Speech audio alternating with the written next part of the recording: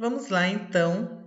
Vamos continuar falando sobre os principais efeitos terapêuticos dos anti-inflamatórios não esteroidais. Então, eu acabei, inclusive, de falar com vocês, a gente tem aí como principais efeitos terapêuticos o efeito de ser um fármaco analgésico, né? Diminui a dor, principalmente a dor causada pela resposta inflamatória, né? Por quê? Porque diminui as prostaglandinas que sensibilizam os receptores da dor. Se você tem diminuição de prostaglandinas que sensibilizam os receptores da dor, você tem o quê? Uma analgesia, né? Uma diminuição da dor. Os principais efeitos, então, como antipiréticos ou como antitérmicos, né? Reduz a temperatura do corpo, que foi elevada patologicamente pelo processo inflamatório, né? Como uma resposta. E tem como mecanismo de ação, então, a inibição da produção da prostaglandina E, né? Prostaglandina do tipo E2, tá? Então, aí a gente tem uma resposta de diminuição de febre. E o efeito principal, que é o efeito de diminuir o processo da produção de prostaglandinas e ter o quê? Uma diminuição da vasodilatação, do edema e da dor e uma diminuição da inflamação, tá?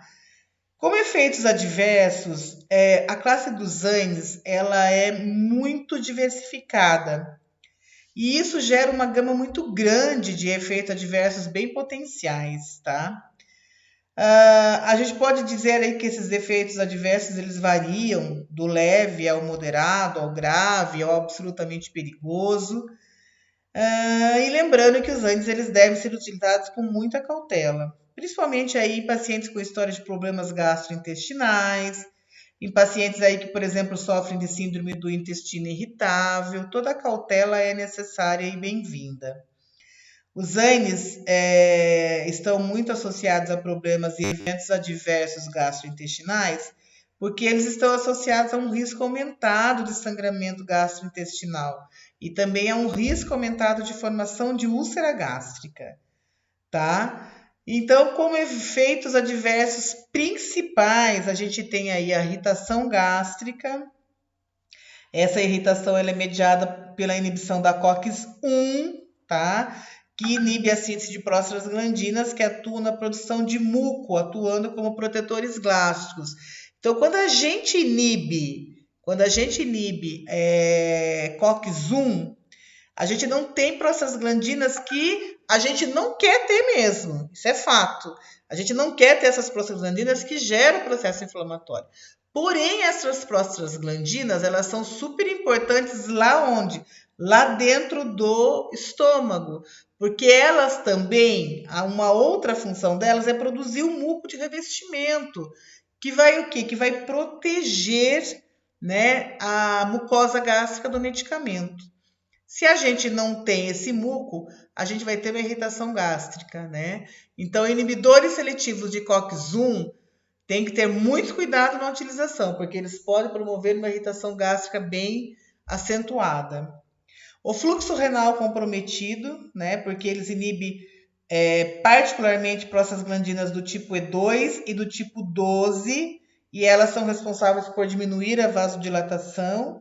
Então, aí a gente tem efeito adverso muito importante para pacientes sensíveis e susceptíveis aí à insuficiência renal.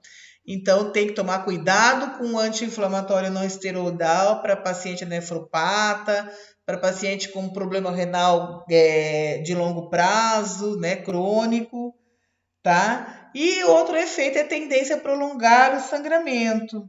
Por quê? Porque eles inibem a COX plaquetária, que vai fazer o quê? Inibe função plaquetária.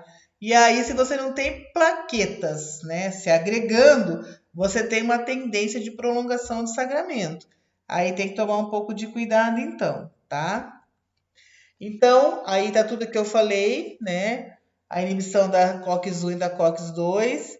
Então, a COX-1 ela possui efeitos na homeostase renal, função plaquetária e proteção gástrica, e quando você inibe, você pode ter, então, aí aumento do risco de sangramento, aumento de danos ao trato gastrointestinal, tal como as lesões na mucosa e nas úlceras. E a COX-2, ela apresenta efeitos inflamatórios como febre, dor e inflamação, certo? Quando você inibe a COX-2, você pode provocar aí maiores riscos cardiovasculares, né, com trombose, PA aumentada, maior risco de edema pela retenção de sódio e água, certo? Tem que tomar, então, muito cuidado aí com a inibição da ciclooxigenase.